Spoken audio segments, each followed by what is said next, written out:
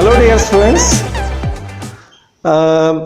Last lecture में हमने जो इंट्रोडक्शन पार्ट लिया है एक्सरसाइज नंबर 5 के पहले का, तो उसके ऊपर कुछ प्रॉब्लम्स हम यहाँ पे सॉल्व करने वाले हैं। ऑलरेडी सॉल्व एग्जाम्पल्स है आपके रीडर में, और कल के लेक्चर्स में हम आगे के पोर्शंस पढ़ेंगे, यानी 5.3 जो एक्सरसाइज है उसके ऊपर जो प्रॉब्लम्स आते हैं वो हम पढ़ लेंगे। ठीक है, तो आज स्टार्ट करते हैं। बहुत सिंपल प्रॉब्लम से।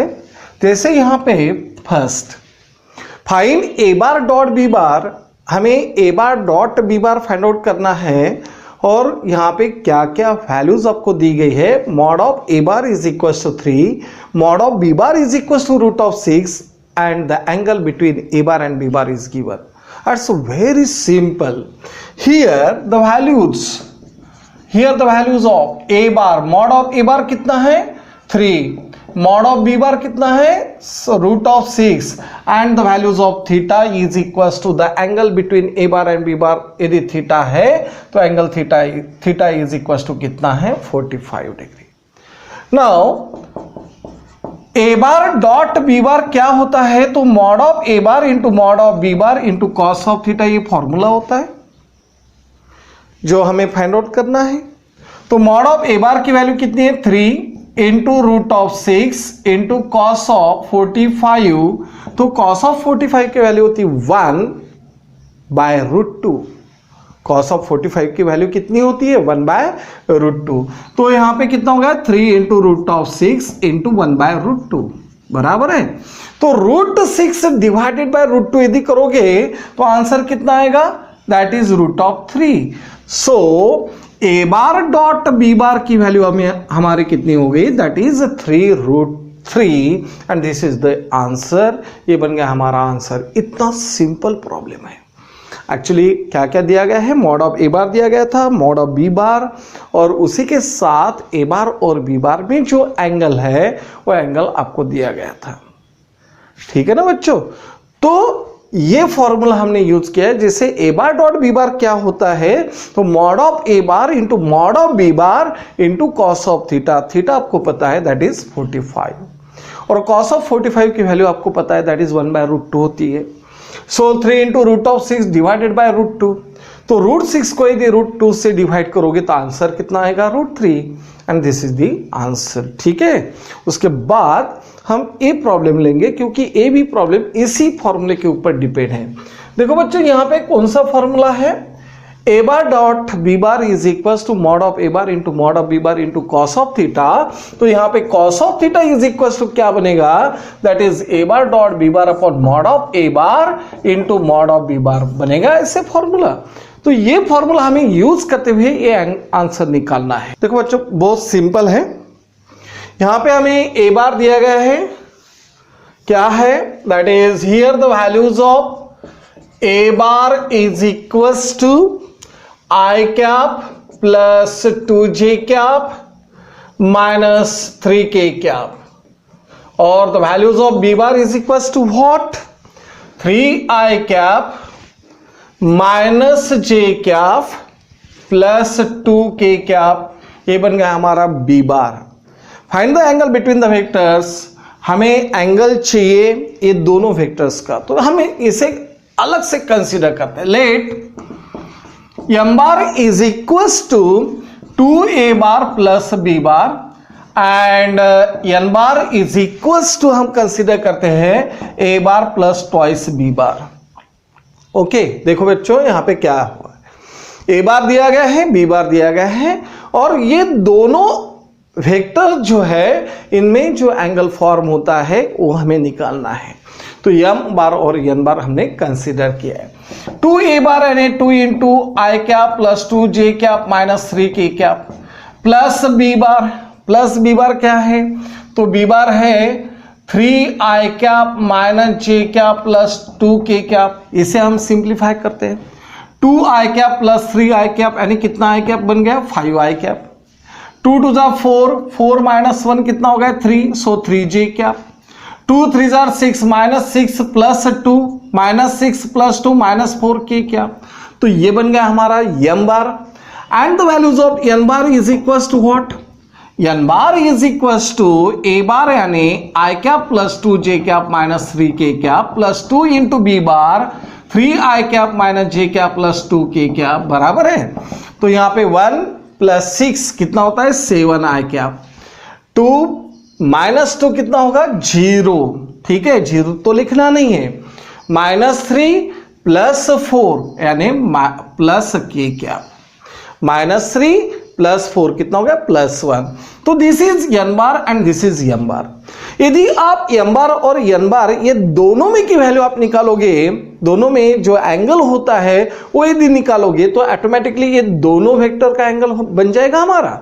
यस तो पहले तो हमें क्या करना है, मॉड ऑफ एम बार की जरूरत है, M bar dot N bar की वैल्यू चाहिए हमें। तो एम बार डॉट एन बार, एम बार डॉट एन बार क्या रहेगा, तो ये दोनों वेक्टर के हम डॉट प्रोडक्ट लेते हैं, that is 5 I cap plus 3 J cap minus 4 के कैप डॉट 7 आई कैप प्लस के कैप, ये दोनों का multiplication.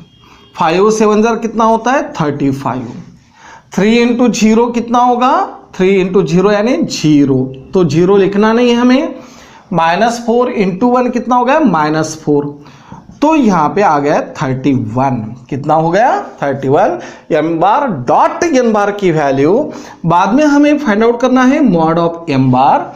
Mod of M bar क्या होगा, तो root of 5 square plus 3 square plus minus 4 square, so root of 25 plus 9 plus 16 यानी 25 plus 25 that is root of 50, और रूट ऑफ 50 को हम कैसे लिखेंगे 5 root of 2, this is mod of M बार।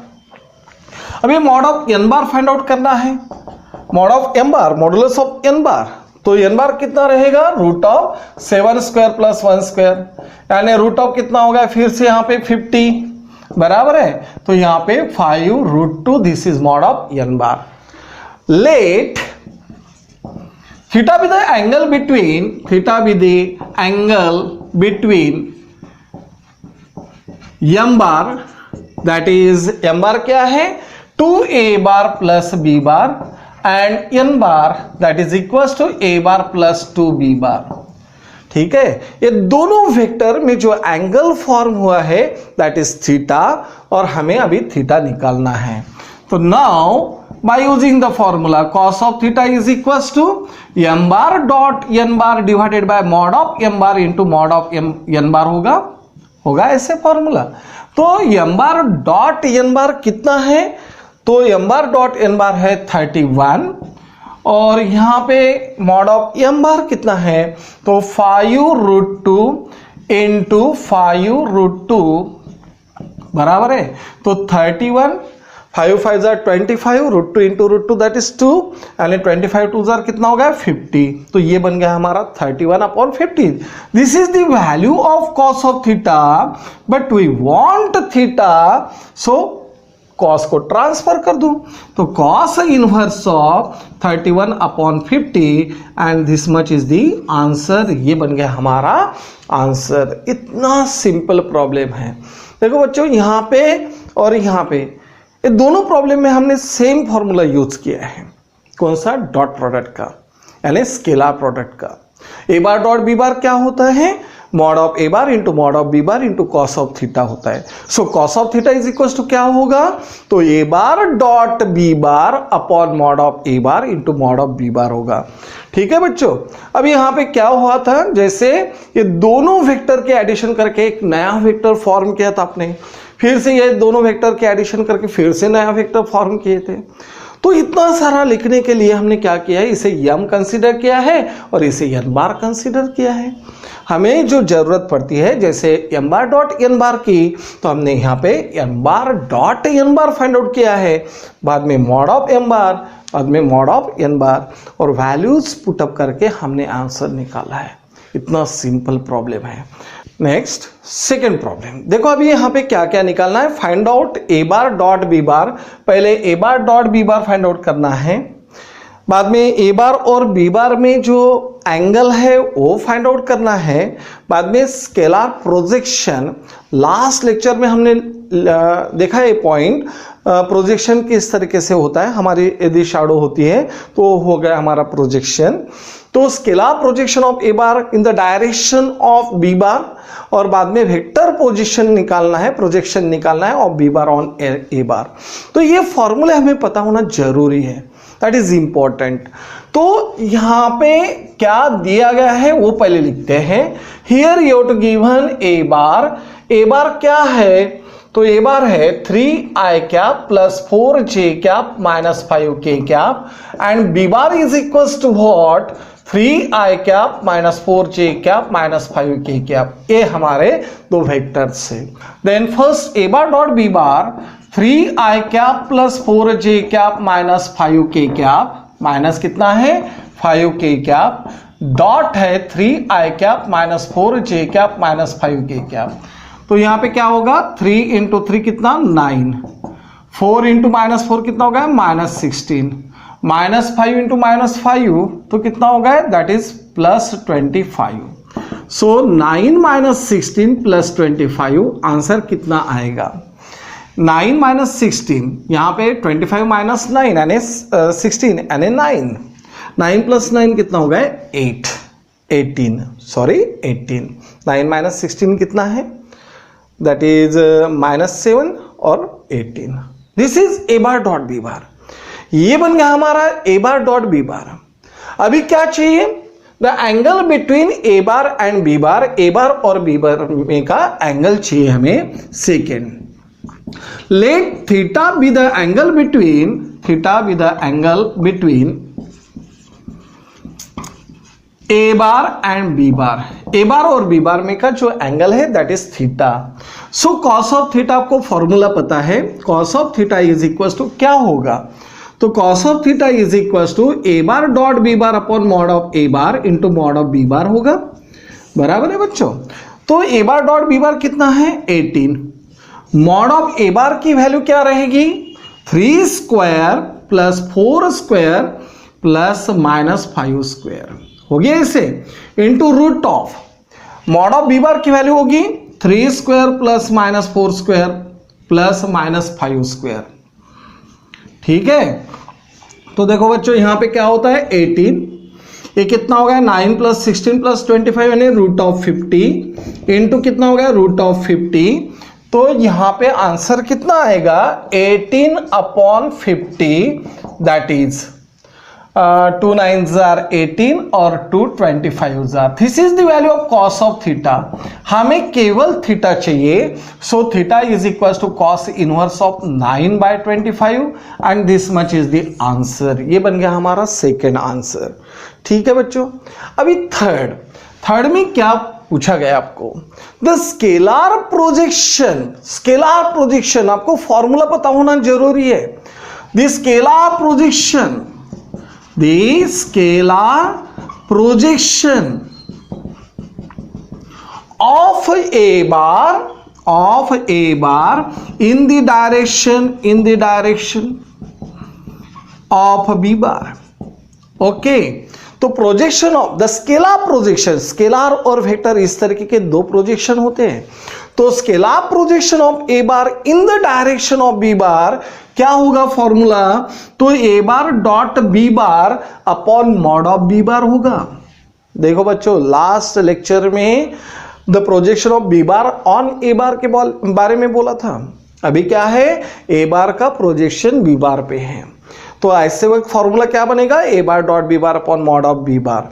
समझ लो यहाँ पे यदि बी बार होता और यहाँ पे ए बार होता तो क्या करते थे हम, A bar dot B bar upon mod of A bar लिखते थे, ठीक है ना। तो ये तो हमारा स्केलर प्रोजेक्शन है।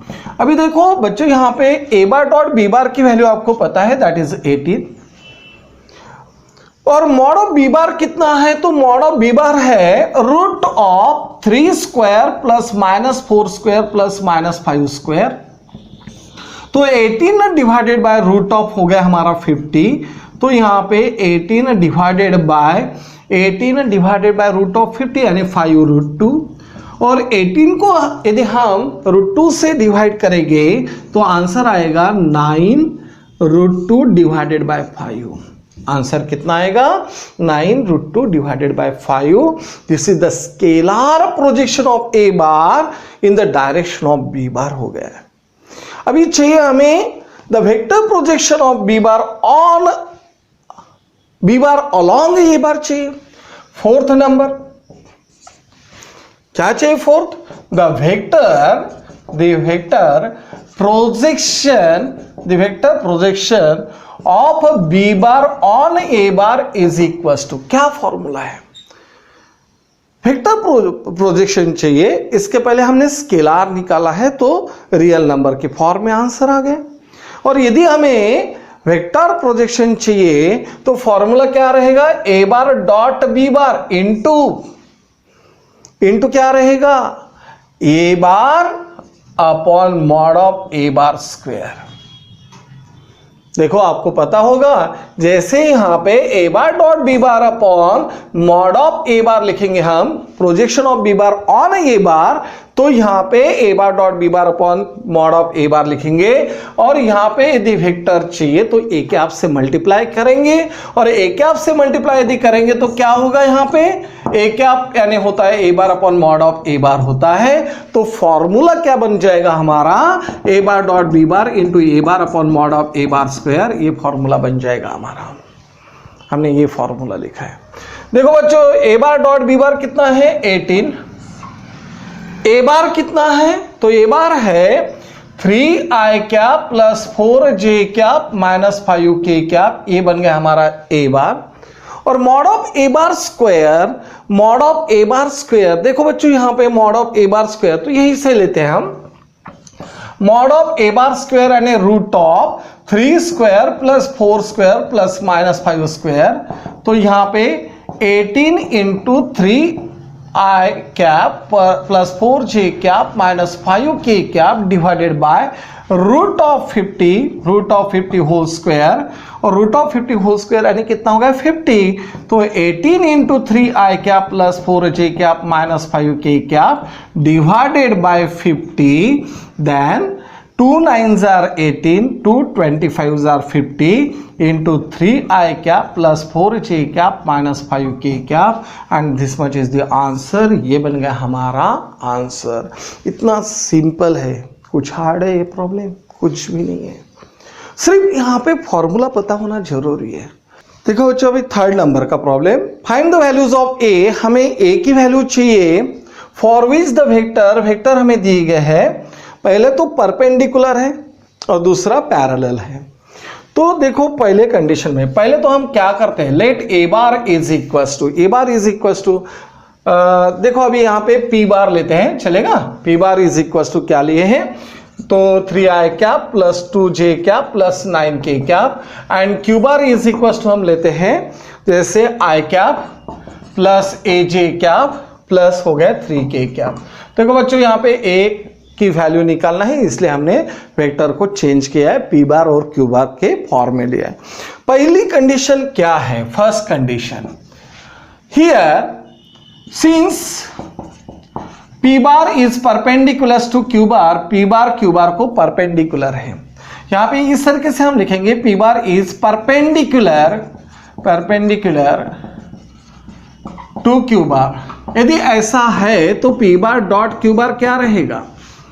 तो P bar dot Q bar की वैल्यू होगी 0. यदि परपेंडिकुलर है तो आंसर उनका डॉट प्रोडक्ट कितना रहेगा? 0.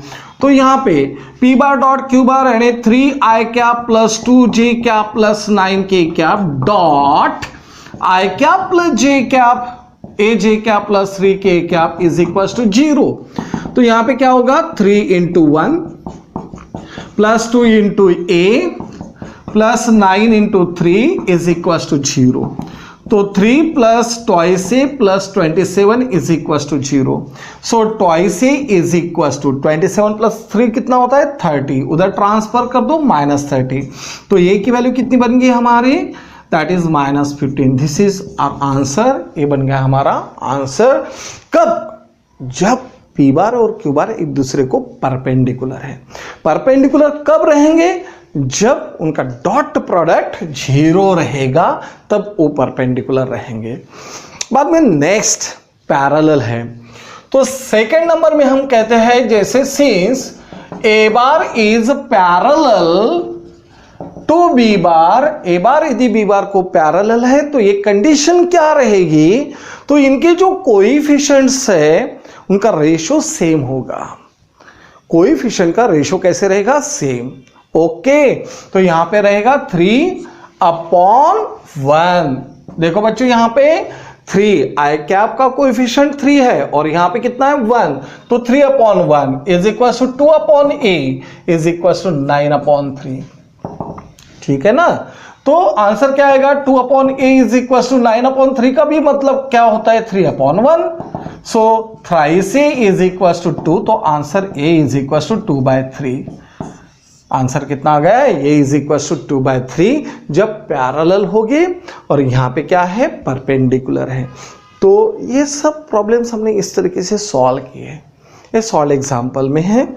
और अगले लेक्चर में हम एक्सरसाइज नंबर 3.5 में 5.3 में के कम से कम 6-7 प्रॉब्लम ले लेंगे। ठीक है, ये जो भी इंट्रोडक्शन हमने लिया है उसके ऊपर जो डिपेंडेंट प्रॉब्लम्स है वो जैसे मिसलेनियस में भी होंगे वो भी कवर करेंगे। ठीक है ना, तो कोई भी हालत में हमें ये 10 तारीख के पहले या 8 तारीख के पहले हमें 5.3 कंप्लीट करना है। ओके बच्चों।